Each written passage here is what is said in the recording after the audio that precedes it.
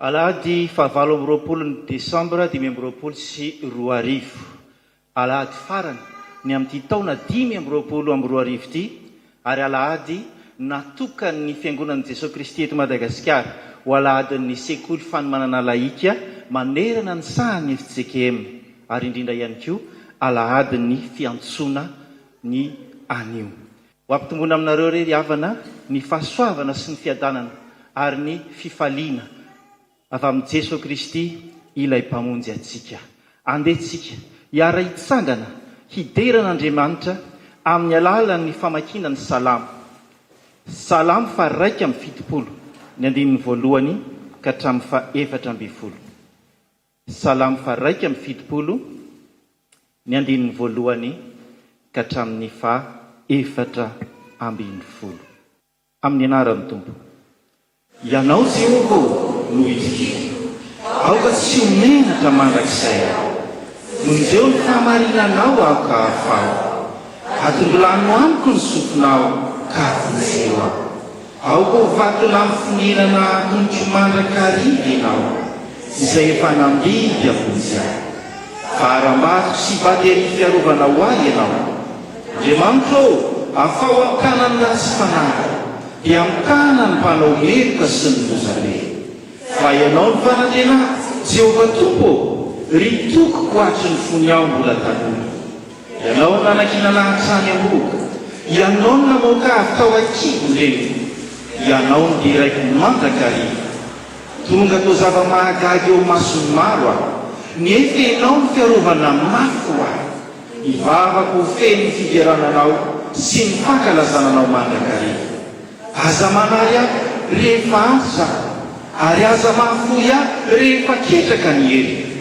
Fa miresaka ny fahavalo, ary miara-mioky izay manotrika azo ny ainy, ka manao hoe: Andriamanitra efa nahafoy azy, enjeo izy kasamboly fa tsy misy amonjy. Andriamanitra aza manalavitra, Andriamanitra fangana amonjy ahy. Aoko menatra sy ho levina ny mpanohatra ny fanahy, aoka hitafo enatra tsy fafambaraka izay mitady anisy ratsy ahy. Fa izaho kosa dia ny tena mandrakariva, ary tonga landava ny fiveranako anao. Amen. Hira 770 ao amin'ny FFPM. Thank you.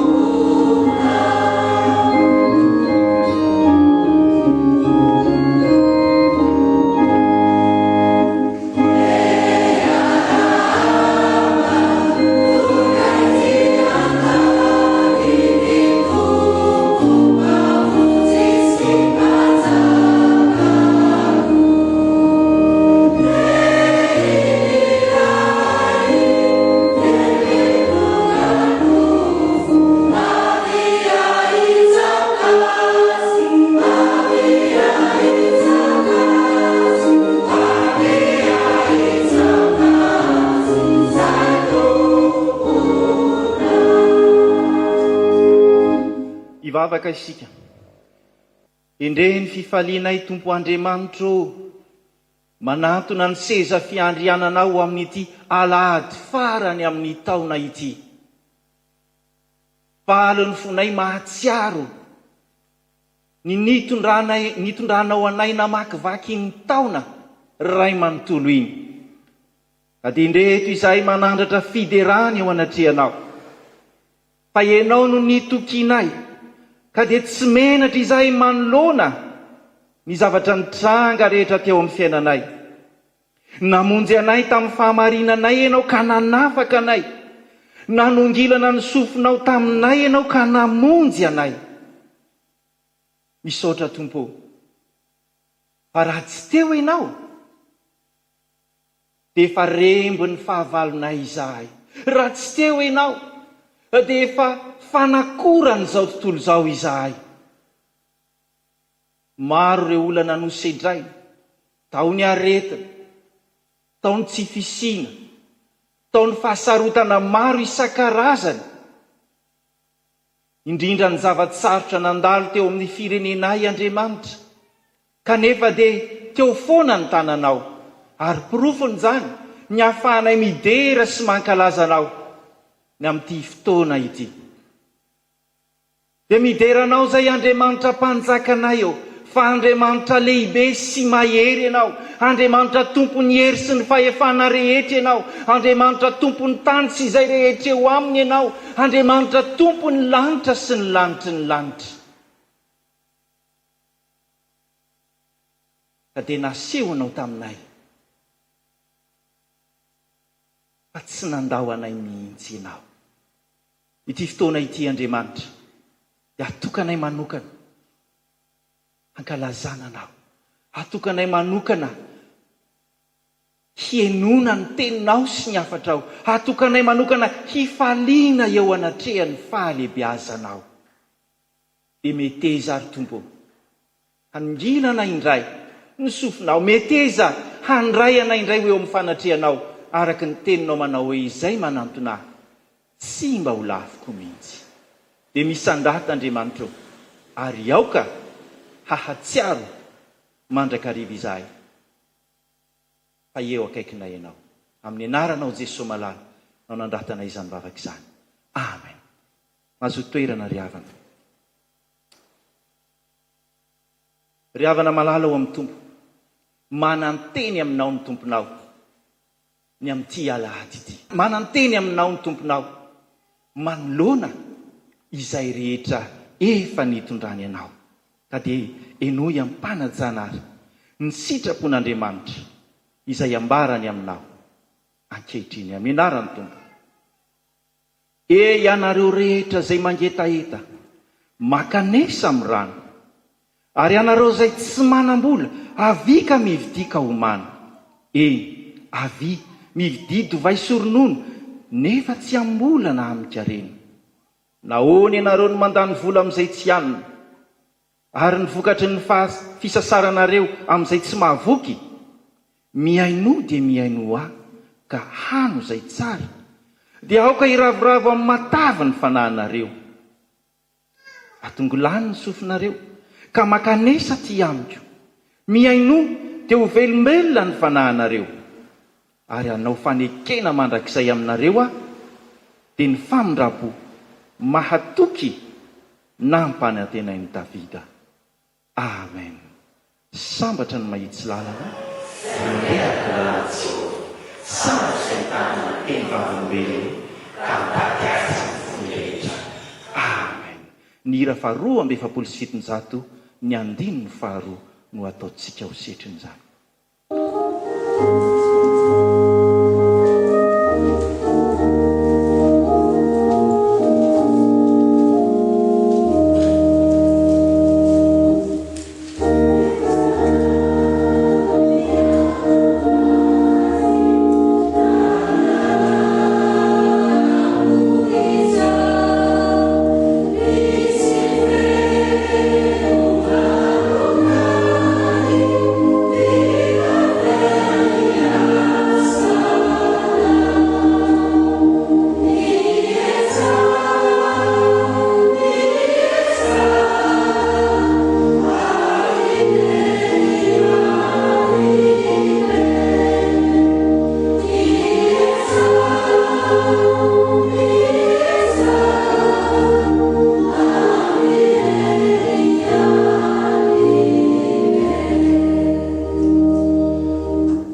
manoloana nyzany sitrapon'Andriamanitra izany ry havana, dia mahatsiaro tsy tanteraka isika, ary mahatsiaro fa tena niodina tanteraka teo anatrehan'ny fahamarinan'Andriamanitra sy ny fitiavan'Andriamanitra.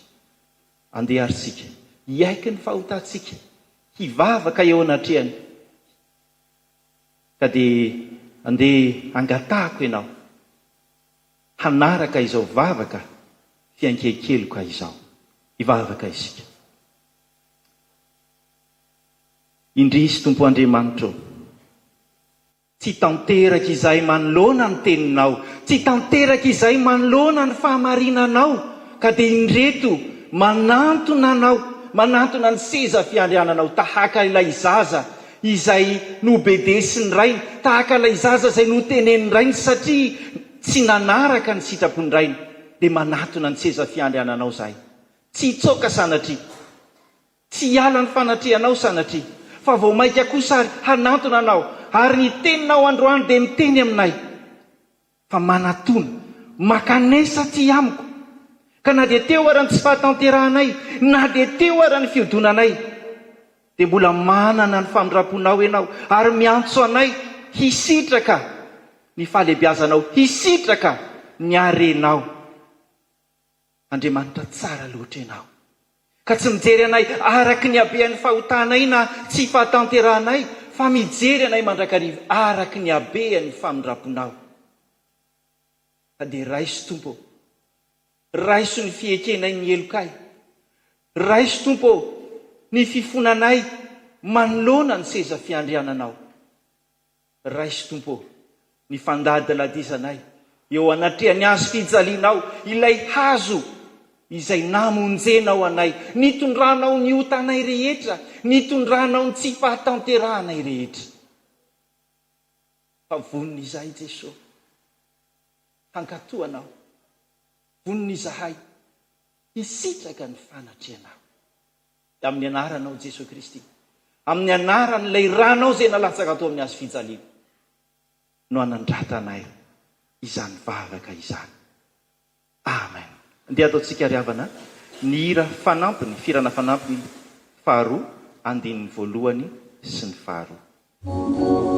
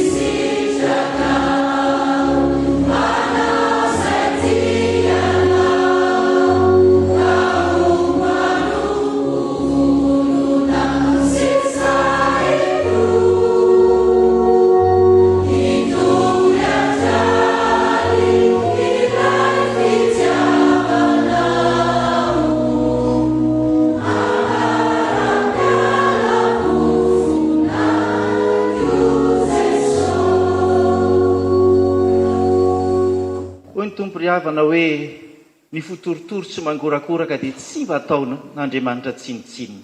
Ho anao izay nibebaka marina tokoa, andeha mitsangana ary handray ny teny famelan-keloka izay voaoman'ny tompo ho anao ny amin'ity anio ity. Amin'ny anaran'ny tompo. Ianao izay efa notantaniko avy tany amin'ny farany tany, ary nantsoko avy tany an-tsisiny ka nilazako hoe mpanompoka ianao, efa novidiko ka tsy mba nariko. Aza matahotra ianao fa ombanao ary aza merikerika foana fa izano Andriamanitra ao. Mampahery anao sady mitantana anao. Eny mitantana anao amin'ny tanana ankavanana ny fahamarinako aho. Indro menatra sy mangay aho, izay rehetra tezitra aminao. Ho tsinotsinona izy, eny ho levona izay miady aminao. Amen.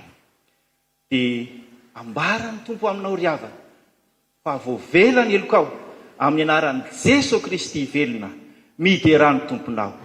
Sambatra ny olona izay voavela ny elo, sy hosana amin'ny fahotana. Sambatra ny olona izay tsy saina izay voaheloka, ary tsy misy firaka ny fanahiny. Amen. Ny hira 7:7 andininy 7 sy 8 no ndeha ho asetritsika an'izany famelan-keloka anomen'ny tompo antsika izany.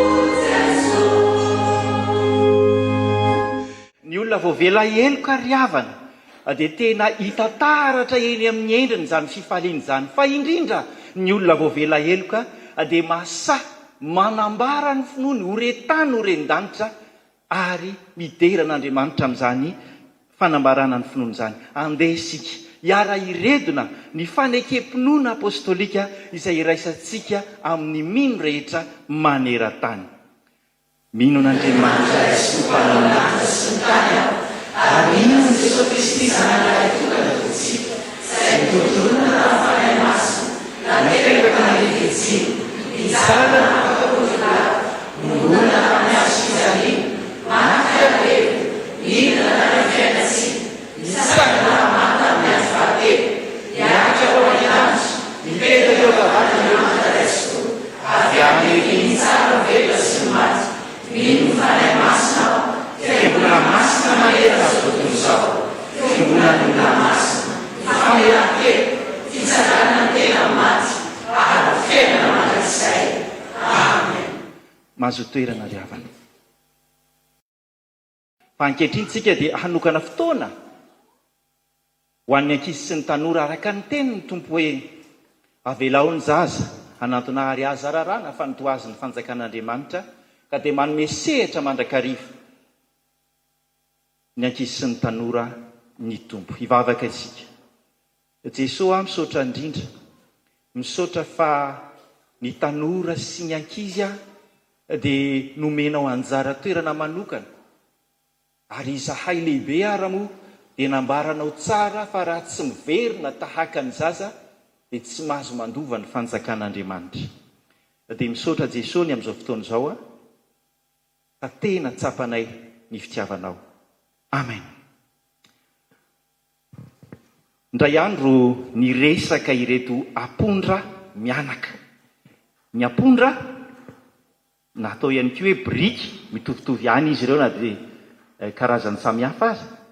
Dia biby izay nampiasaina tamin'ny fotoana taloha hitondrana olona hitaterana entana. Dia niresaka izy mianaka reto, ilay ampondra reniny sy ilay ampondra zanany, ilay biriky reniny sy ilay zana biriky. Niresaka izy mianaka. Dia hoy ty zana biriky, orineny a, tsy efa mba fotoana ve zao mba andehanako mba makany atsena? Tsy efa mba fotoana ve zao mba andehanako mijery izay fahitan'ny olona? Fa za zany dia tsy mialy eto an-tanàna mihitsy, ary rehefa mba mandeha anao dia afatotry ny olombelona indray a. Dia hoy izy reniny, aza maika anaka, aza maika fa mbola ho avy ny fotoana andehananao any. Ary rehefa tonga izany fotoana izany dia hitendrainao hoe tahak'izay mbola nijanona teo an-tanàna miaraka tamin'eny. Fa mafy anie anaka izany mandeha an'izany mitondra enta-mavesatra ianao, kapohan'ny olona ianao, ary tsy mba velany miala sasatra akory. Ka dia nijanona ihany anaka fa ho avy ny fotoana. Ary neny tsy manaiky an'izany maninona zao ry anina mandeha makany rehefa miverina vany izy tsy maninona akory rehefa miverina. Ka izy anie anaka efa zatra dia tsy nanaiky moa ty zana biriky amin'ny mahabiriky azy, dia tsy nanaiky izy. Fa ndray andro, ndray maraina, nisy rôlahy olombelona io nanatony. Dia rehefa nanatony reto olombelona rôlahy dia tonga dia namaly zana biriky dia nitondra azy. Tozy izy, neny fa any reto olona reto hoentiny mandeha. Tozy izy, tozy reniny, io anaka lefa nangatanao hatramin'izay, fa tonga ny fotoana handehananao any an-tsena, handehananao andeha any amin'izay falehan'ny olona rehetra. Aiza ny fifaliako reniny? Androany ve ilay izy? Androany le izy mandehana dia ataovy tsara izay hampanaoviny olombelona anao. Dia lasy ty zana biriky. Dia olombelona ny netiny tamin'io, nisy olona nitaingina teo amboniny. Dia izao no nahafaly an'ity zana biriky. Rehefa niakatra ny tsena izy, niakatra ny tanàna izy, ny tanàn-dehibe, niorakoraka daholo ny olona rehetrarehetra. Ny sasany nitondra ratsakazo teny an-tanany dia nanofaofo, ny sasany namelatra lamba mba handehanany, ny sasany nitehatehaka, ny sasany niorakoraka. Dia faly ty zana biriky. Hoy izy, ary tsy marina le tenineny toa mahafinaritra be le makaty, fa naninona ary no tsy navelany eny nakaty foana hatramin'izay? Jerena ny olombelona ary misy miakohaka eo anatrehako, misy falifaly, misy miorakoraka, misy manofaofa lamba sy ratsakazo, misy mamelatra lamba eny amin'ny tany. Hay ve ohatr'izao ny mandeha ty tena faly ary za reo vao hoentin'ny olombelona ty tsy salasala fa tonga dia andeha foana. Tsy andronyity zana biriky izay natonga azy tany an-tanàna, nitantarainy tamin-dreniny. Neny tena nafinaritra be ny tany. Nafinaritra ahoana ozy izy ireny nitaitra? Tena nafinaritra fa ny olona rehetra nitehaka daholo, ny olona rehetra niorakoraka daholo, ny olona rehetra, ny sasany ary nanala ny lambany dia namelatra ny lambany teo amin'ny tany, ny sasany nanofaofa ravikazo ratsakazo, tena tsara ny any, mbola hoany foana ary reny. Dia gaga ny reniny, zany tsara zany anaka. Tena tsy nahita tory ty zana biriky nandritry ny alina, fa namisavisa sy tonga ny fotoana taorianan'iny andeha ho any an-tsena indray. Netin'olona indray izy andeha ho any. Neny lasa indray atataraiko any indray rehefa tavaverina vany tena andeha. Rehefa tapitra iny andro iny verina izy.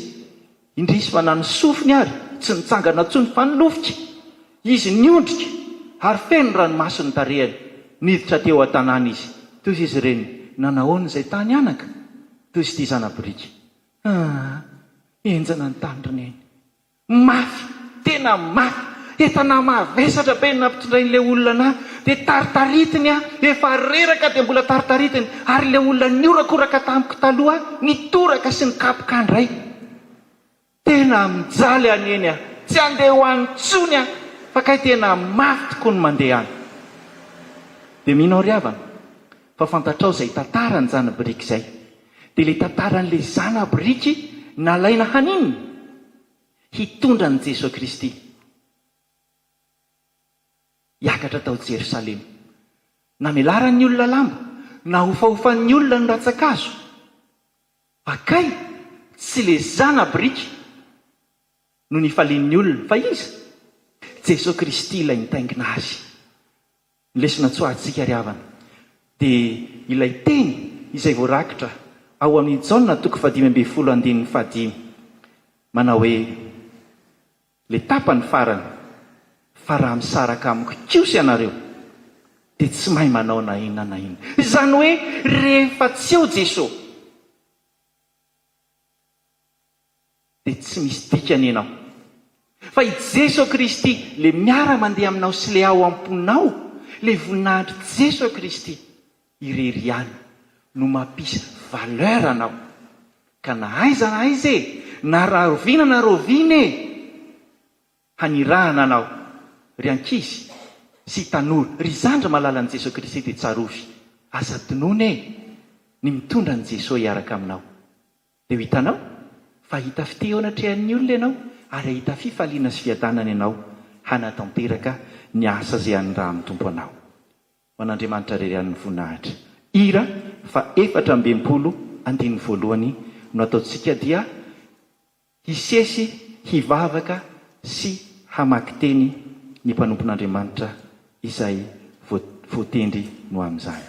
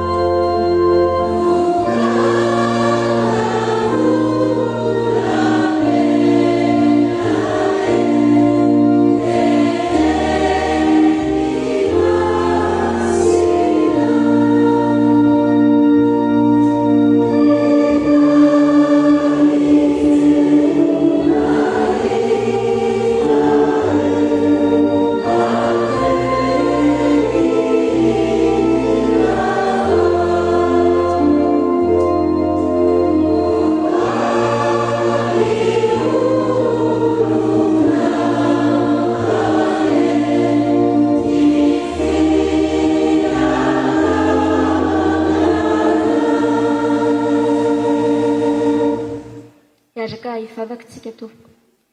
Ry Andriamanitra ranay ao, misaotra mankasitraka anao indrindra izay amin'izao fotoana izao. Misaotra satria ianao no mbola miteny aminay. Misaotra fa mbola manana anjara tsara indrindra eo ampototry ny tongotrao izay Jesosy dia nihaino anao indray amin'ny tianao ity. Mangataka izay fanahy masina, ianao ny aloha lalana sy taridalana, ny amin'ny teny izay hovakianao anay, na ny teny izay ampitondrainao amin'ny mpanomponao. Ianao no hanokatra indray ny masom-panahinay. Ianao Jesosy Kristy nanokatra ny fonay, ahafahanay mandre ny teninao. Ao ny mpanomponao izay hitondra ny teninao tompo.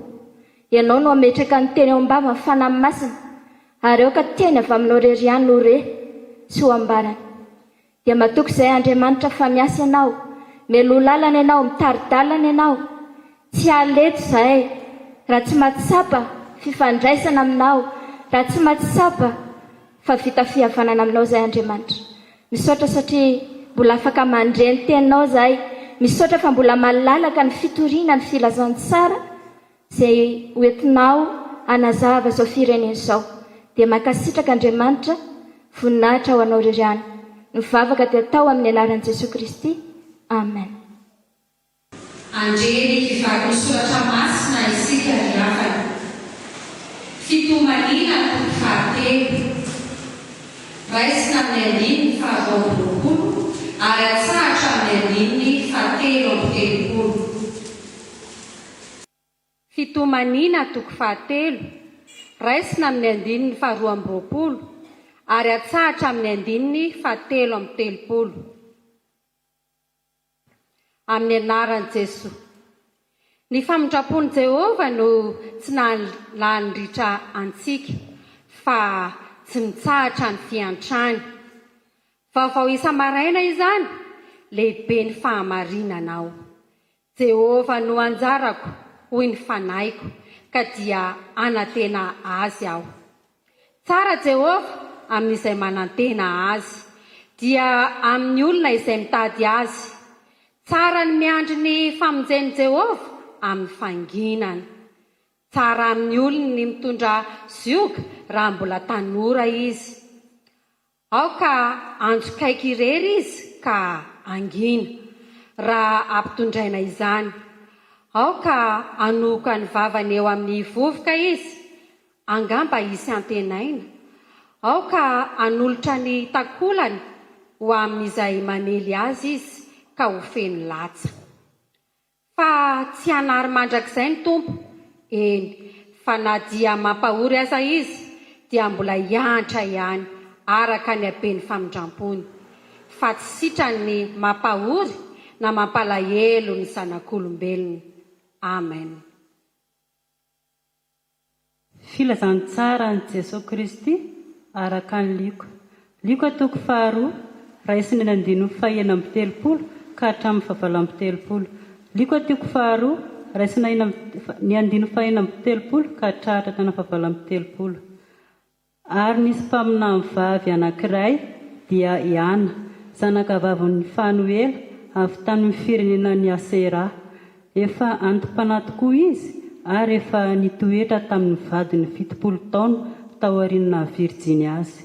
Ary efa mpitondra tena tokony ho 420 taona, ary tsy niala teo an-kianjan'ny tempolo izy, fa nanompo tamin'ny fifadin-kanina sy ny fivavahana andro aman'alina. Ary no niditra tamin'izany ory izany izy, dia nisaotra an'Andriamanitra ka nilaza azy tamin'izay rehetra ny andro ny fanavotana tao a Jerosalema. Amen. Ho faranantsika ny famakiana ny soratra masina ry havana, epistily 2 nosoratan'i Petera. Epistily 2 nosoratan'i Petera, toko 7, 1:20 ka hatramin'ny 9:40. Petera 2 toko 7, 1:20 ka hatramin'ny 9:20. Amin'ny anaran'ny Tompo.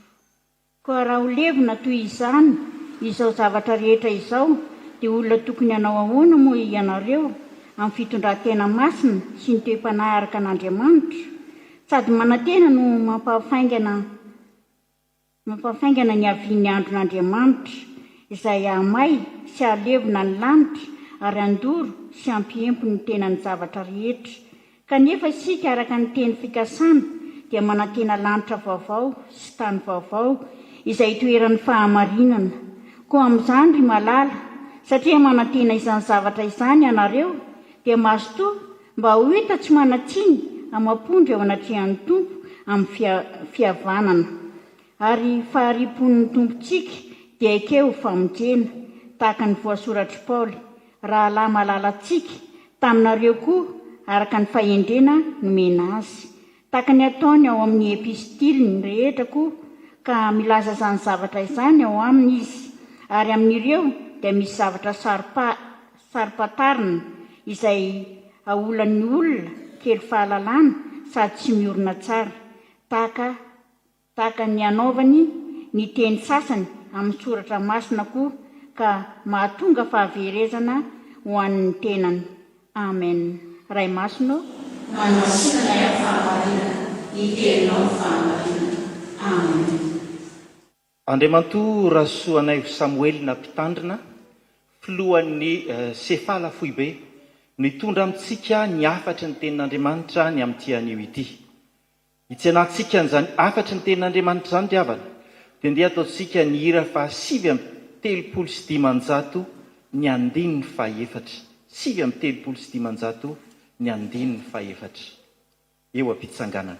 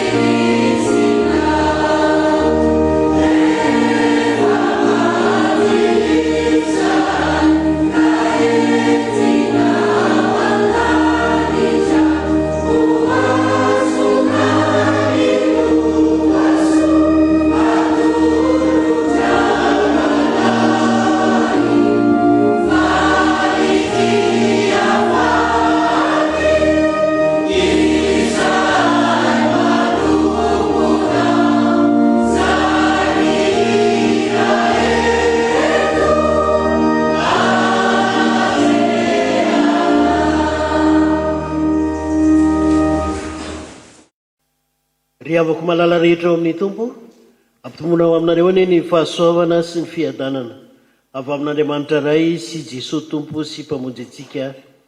Amen.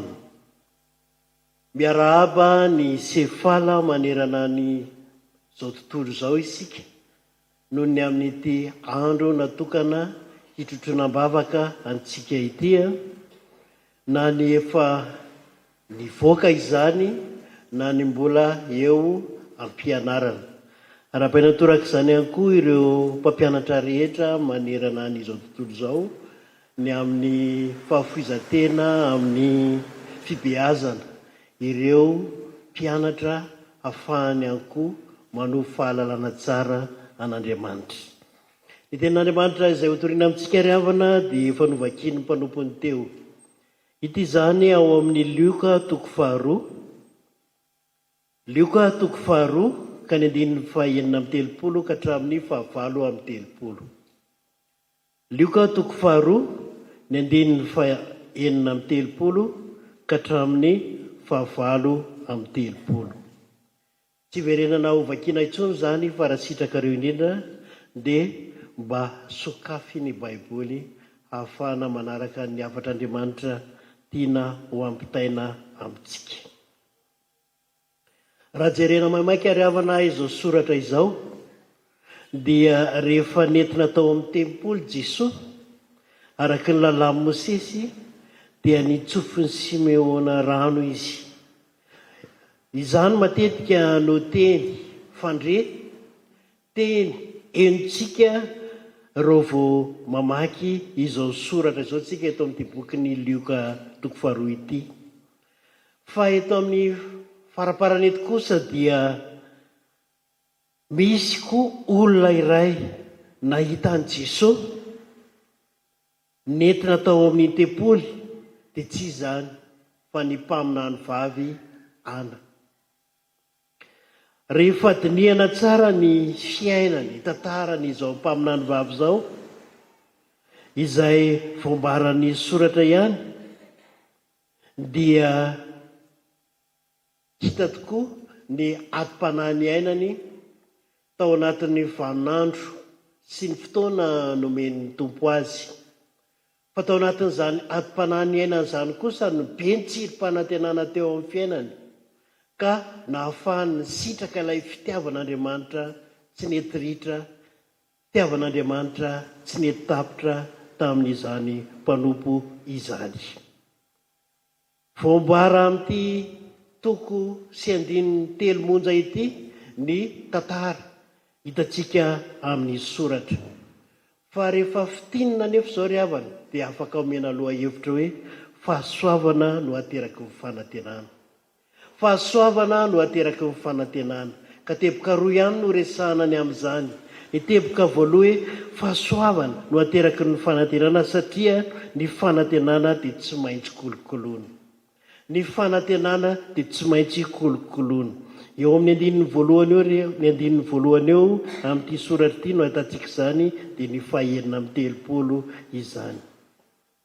Voalaza eto havana fa hiana dia efa mpitondra tena tokony 420 taona, ary tsy niala teo an-kianjan'ny tempoly izy, fa nanompo tamin'ny fifadikanina sy ny fivavahana andro aman'alina teo amin'ny 7:30 izany. Tsy vitany hoe an-tsaina fotsiny amin'ity mpanompo ity ny goka ny fanantenana raha izany zavatra ny ainany, fa rehefa miandro ny tompo izy, nahita ny tsirom-panantenana teo amin'ny fiainana izy, dia nanompo ny tompo tamin'ny fifadikanina sy ny fivavahana andro sy alina. Ary izany fiainam-bavaka izany no nampitombo lalina ny fiainam-panahiny ity mpanompo vavy ity. Izany hery tao anatin'izany no nahatonga azy tsy tapaka tamin'ny fifandraisana tamin'Andriamanitra, ka nahafahany nahazo hery entina miatika ny fiainany satria mitoloko ny ady ambavaka ary ny ady ambavaka izay nataony dia io voalaza ny soratra io. Rehefa miandry ny tompo tokoa izy dia nanompo tamin'ny fivavahana, nanana fiainam-bavaka, natanjaka amin'ny fiainam-panahiny ka nahazo hery afaka miatrika ny faharetana 420 taona. Fotoana hely zany, 420 taona raha isika angamba dia azo isaina amin'ny ratsan-tanana no manana izany taona izany. Fa nefa nataony iainantsika ary dia efa lazaintsika hoe ela loatra, indrindra ka mangataka vavaka amin'Andriamanitra dia nefa tsy mifanaraka amin'ny fijery, tsy mifanaraka amin'ny fisainy ny valim-bavaka izay atolotr'Andriamanitra. Fa izao mpanompo izao kosa niaritra tamin'ny fifadikanana, natoky an'Andriamanitra ka nanana fiainam-panahy matanjaka afaka nisitraka izany. Hita eto fa nolaniny tamin'ny fiombonana tamin'Andriamanitra ny fiainany ka natonga azy haharitra sy ho feno fanantenana amin'ny fiainana. Dia izany ry havana le hoe tsy maintsy kolokoloana ny fiainam-panantenana raha te hikoka ilay fahasoavana avy amin'Andriamanitra. Ry havako, matetika tokoa isika rehefa mifarana tahaka izao ny taona dia matetika ny fanantenan'ny taona ho avy no mahamaika atsika, fa tsy mahay mametraka akory ilay fanantenana efa natolotr'Andriamanitra atsika sy ny fisitrahana izany. Matetika toa ratsy amintsika ny zavatra miseho tamin'ny taona ka mety ametsiny an'Andriamanitra indray ary, nefa Andriamanitra efa nampanantena fa tsy ny soa ihany no azo avy amin'Andriamanitra fa na ny ratsy koa ary. Ry havana, matetika rehefa mifarana ny taona dia eo tsika vao mipopopo mandehandeha ifamela fa hiatrika taom-baovao. Fa ny andro iainana no nomen'Andriamanitra atsika dia fifanenjehana sy fifanaratsiana. Izany no mahamaika ny tsika mpiarabelona, izany no mahamaika antsika fiangonana. Tsy toe-tsaina kristianina izany, fa ny toe-tsaina kristianina tsotra ihany. Aza totrandro masoandro miletika ny fahatezerana. Matetika nefa isika ataontsika tratry ninona zany ny fahatezerana dia eritreretritsika anantena fanantenana ny amin'ny taona ho avy. Izany no mahafiangonana amin'ny fiangonana, mitaona ny olona rehetra hiova saina, ny taona ny olona rehetra mba handinika tsara amin'ny fiainana tokony ho tanterahana fa tsy anaradavahana fotsiny ihany, ka hiteny fahazarana engane ka hitondra fanantenana ho atsika ty taona ity. Dia tapitra ny taona dia zany foana no miverimberina kanefa ilay fanantenana koana avy amin'Andriamanitra tsy efa akory. Eto ry havana dia mazava fa tsy no avy no hametrahana sy kolokoloana ny fanantenana, fa tetihana dia fiainam-bavaka no nametrahan'ny fanantenana. Ary zany ny taomana antsika mila mivavaka isika, satria ny vavaka dia anisan'ny fomba ifandraisana amin'Andriamanitra. Raha iresaka amin'Andriamanitra isika amin'ny alalan'ny teny, fa Andriamanitra kosa raha miteny amintsika dia amin'ny alalan'ny soratra. Mifameno zany, isika mivavaka amin'Andriamanitra fa Andriamanitra kosa miteny antsika amin'ny alalan'ny famakiana ny soratra masina. Sefahalitsika no miresaka. Misaotra an'Andriamanitra noho ny amin'ity andro anio ity, ary misaotra an'Andriamanitra noho ny amin'ny voadina ataontsika mpandray fanasan'ny tompo hoe hiezaka ny hamaky baiboly isan-kerinandro arak'izay azo atao. Isan'andro moa le izy fa tsy isan-kerinandro. Ay, endry havana, misaotra antsika Sefala mbola mamaky baiboly isan'andro, fa mitaona ny hafa kosa tena isan'andro Andriamanitra manome valim-bavaka ao le fanantenana. Fa ianao zany no manalavitra amin'ny valim-bavaka sy le fanantenana avy amin'Andriamanitra raha tsy misitraka izany ianao. Ry havako, mivonona ary ianao, hanatsara ny fiainanao mandritry ny andavanandrom-piainana, satria efa tolotr'Andriamanitra eo ampelantanana ny valim-bavaka. Efa tolotr'Andriamanitra isan'andro san'andro amintsika ny teny hahafahantsika misitraka izany. Dia izay ilay hoe kolokoloy ny fiainam-panahinao mba hahafahanao manana fanantenana. Fa ny faharoa sady farany ry havana, ny fahasoavana no ateraky ny fanantenana dia tsy maintsy zaraina. Rehefa mahazo fahasoavana ianao dia tsy maintsy zaraina izany. Araka ny nambarany ihana ihany ry havana teo aloha dia fotoana nitondrana an' Jesosy teo amin'ny tempoly no nitrangan'ny tantara.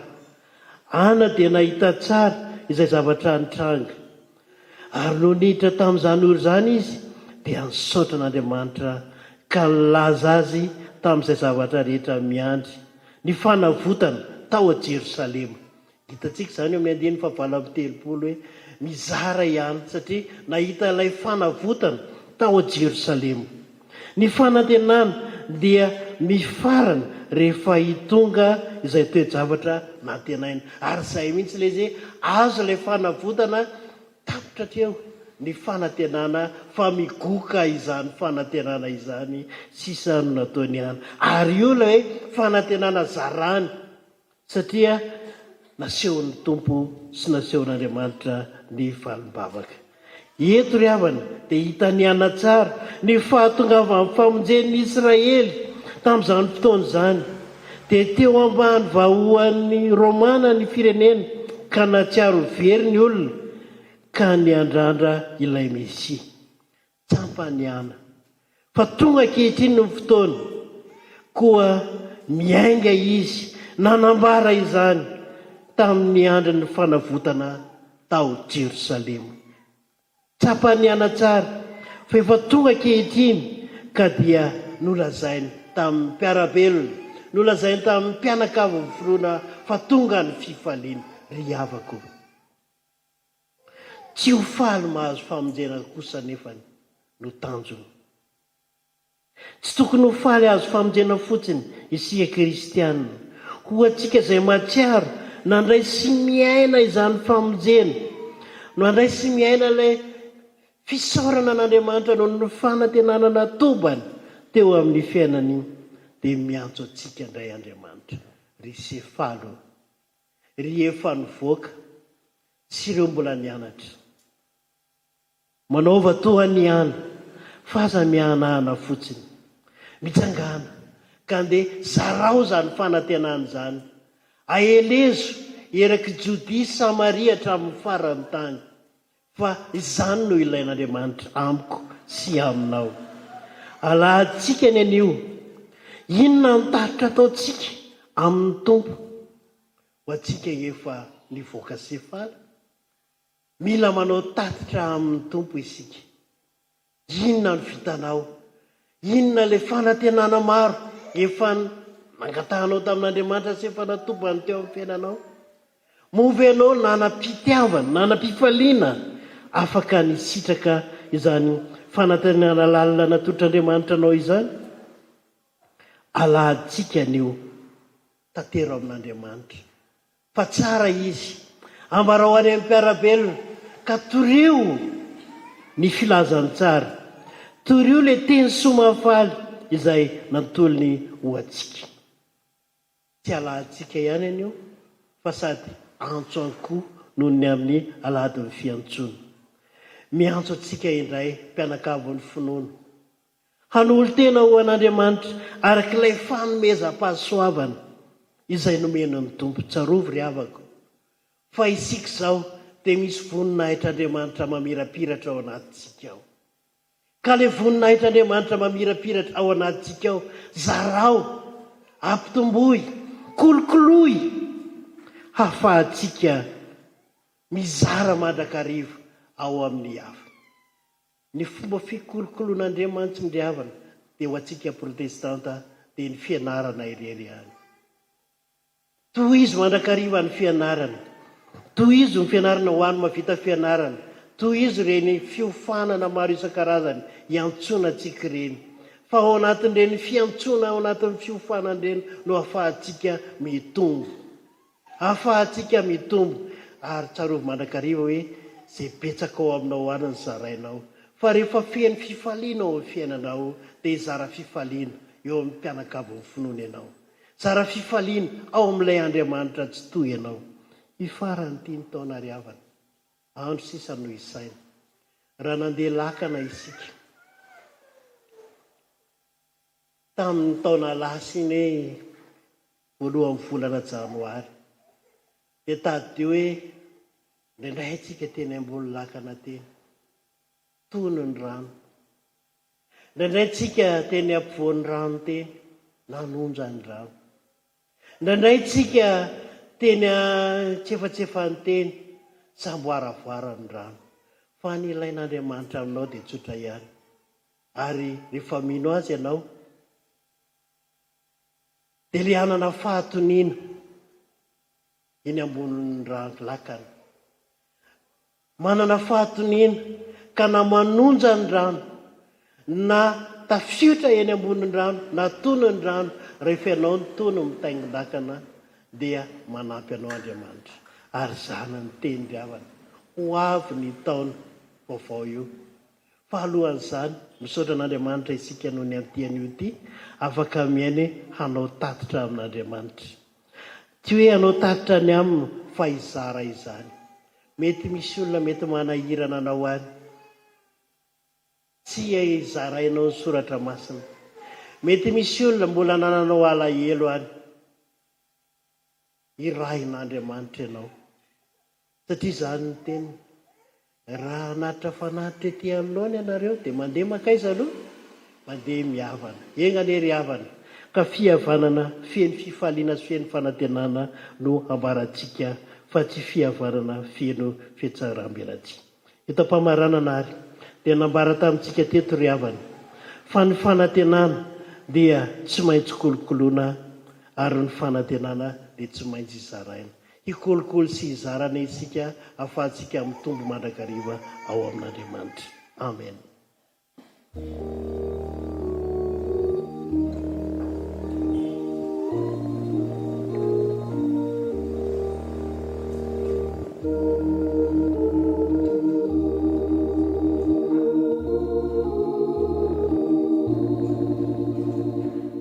Hivavaka isika ry havana. Tompo, misaotra anao izahay fa androany dia ny teny mifanatrika aminay ianao, satria sarobidy teo anatrehanao ny fanoloran-tenanay, ary ianao raha teo nefa nilaza fa tsy izahay no nifidy anao fa ianao no nifidy anay, ka nanendry anay mba handeha hamoa ary hahareta ny vokatray. Misaotra Tompo fa tena renay izany hoe ray miresaka amin'ny zanany izany. Nambaranao taminay androany fa tsy maintsy mikolokolo ny fanantenana izay nataonao aty anatin'ny fonay izay. Dia mifona aminao nefa izay Andriamanitra, fa matetika izahay dia variana, matetika izahay dia sondriana amin'ny rehaka izao tontolo izao. Endreza ny fahalainanay rehefa antsoina hivavaka, hanao alim-bavaka, hanao atoandrom-bavaka, hamonjy toby, hamonjy fivoriana maro isan-karazany. Endreza ny fimenomenomanay rehefa voatendry hanana anjara amin'ny fitoam-panomponanao. Miteny aminay ianao androany Jesosy fa tsy maintsy mikolokolo ny fanantenana izay nataonao anatinay izay mba tsy hahafaty an'izany. Dia ndreto izay Jesosy malala, hiverina amin'ny fitiavana voalohany, hiverina amin'ilay antsonao izay tsirairay avy dia samy hametraka eo amin'ny fiainanay fotoana hivavahana, fotoana raikitra hivavahana aminao, fotoana raikitra handiniana manokana ny teninao, ka tsy andry ny isanalahady any am-piangonana voanatanteraka an'izany, satria nantsonao izahay ho mpitory teny, nantsonao izahay ho mpiandry, natsonao izahay ho katekista, izany hoe tsy natsonao ho kristianina tsotra intsony izahay, fa natsonao ho mpitondra ny hafatrao sy ho mpampahery ireo izay ketraka. Fanambaranao taminay koa androany fa tsy maintsy mizara n'izany fanantenana izany izahay, indrisy Jehovah Tompo, fa fifaliana ho anay ny mandray avy amin'ny teninao, fifaliana ho anay ny miaino ny fampianarana avy aminao, fa malainy izahay no mizarana izany. Eny fa na dia ho an'ny ankohonanay fotsiny azy, rehefa tafaverina avy any ampanaovana ny asa anao izahay, rehefa tafaverina avy any ampiofanana izahay, dia adininay ny mizara amin'ny ankohonana ao an-trano izay mitanatana vavy, koa nahoana moa tsy ho tratra nyity olana ara-pianakaviana isan-karazany ity izay, nahoana izay tsy ho tratra ny fanenjehana, satria ilay fahatsaranao, ilay fitiavanao izay notovozinay tany ampanaovana ny asa anao sy teny ampiainona ny hafatra ho Andriamanitra, dia tsy mba zarainay amin'ny manodidina anay tia tena loatra izahay, ka izany ny fonanay eo anatrehanao Andriamanitra. Malona n'izany ny hafatry ny teninao izany Tompo, dia velona indray ny afo izay ao anatinay ao, velona indray ny fanantenana ao anatinay ao, ka indreto izahay izay mandray ny hafatry ny teninao hitsangana, hijoro, hiazakazaka, hikolokolo, hizara izany fanantenana ao anatinay izany.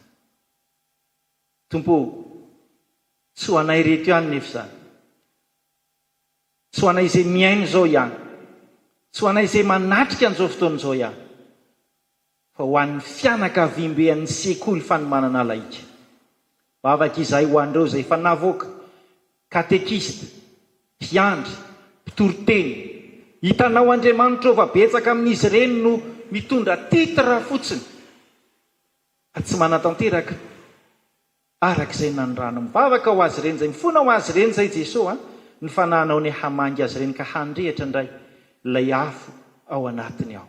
Vavaka izahay ho an'ireo mpiomana, mpianatra ho mpitoroteny, miomana ho katekista, miomana ho mpiandry, Jesosy, hitanao ny fanoloran-tenan'ireo mpanomponao ireo, fantatrao ny ady izay hatrehany, fa tsy faly ny fahavalo amin'ny fanoloran-tenan'izy ireo, hampahery azy ireo anehanao Jesosy, ka tonga azy ireo tafajoro sy sitraka mandrakariva ny fiadananao. Vavaka izahay ho an'ny sekoly fanomanana laika eo anivon'ny sahany Efijekemy, ho an'ny foibe Sefaly, hitanao tsy miafina aminao ireo adidy maro isan-karazany tsy maintsy hoefaina, ireo fanamby maro isan-karazany izay tsy maintsy ho tanterahana. Vavaka izay ho an'ny birao izay tarihin'ny filoha, ianao Andriamanitra hanolo-tsaina azy ireo sy hanome azy ireo mihery izay avy amin'ny fanahinao, ahafahany manan-totosa sy manan-tanteraka ny andraikitra izay niantsona azy. Mivavaka izay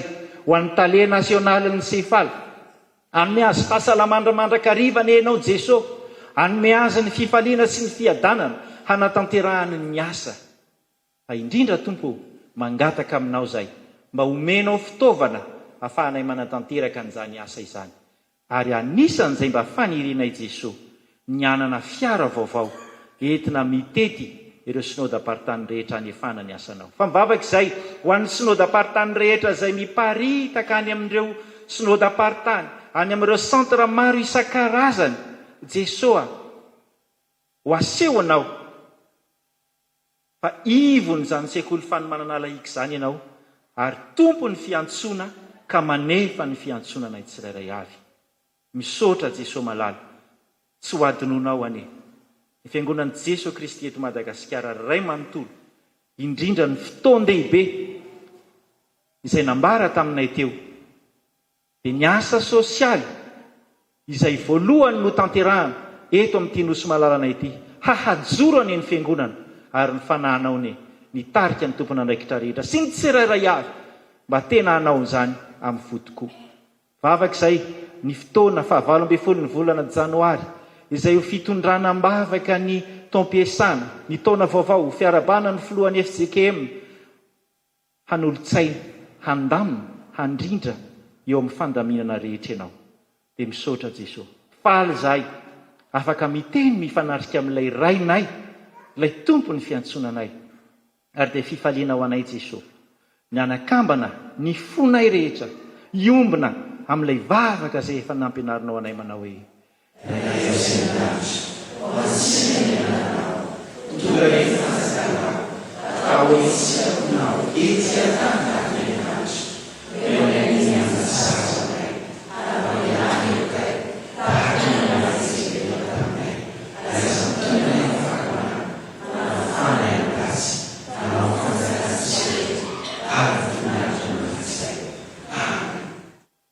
Saotran'Andriamanitra tsika ariavana nahatanteraka izay fanompo-pivavahana izay ny antsony ny tompo atsika izay.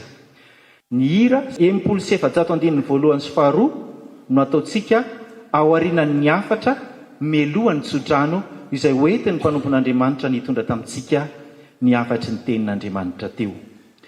Mitsangana riavana handray ny afatra izay nomany ny tompo sy nomeny ny tompo atsika androany.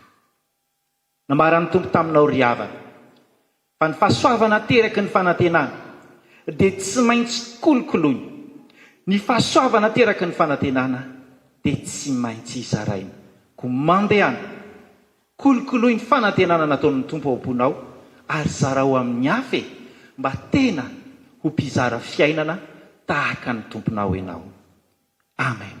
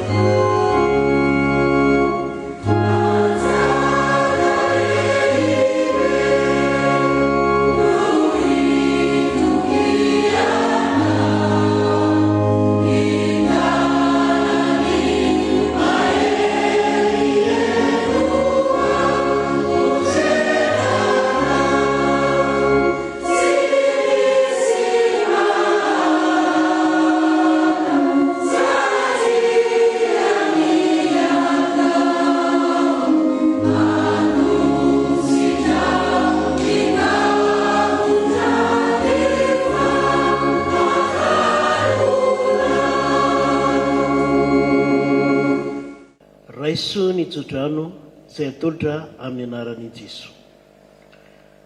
Aroan'izay maro anareo mba tsy ho tafitoiny ary metraka anareo tsy hanatsiny eo aloha vonany amin'ny firavoravoana ho an'Andriamanitra tokana mpamonjy antsika amin'ny alalan'i Jesosy Kristy tompontsika eny. Ny voninahitra sy ny fahalehibiazana, ny fanjakana sy ny fahefana hatramin'ny taloha indrindra sy ankehitriny ary mandrakizay. Amen. Mipetraka isika riavana mivavaka mangina isika.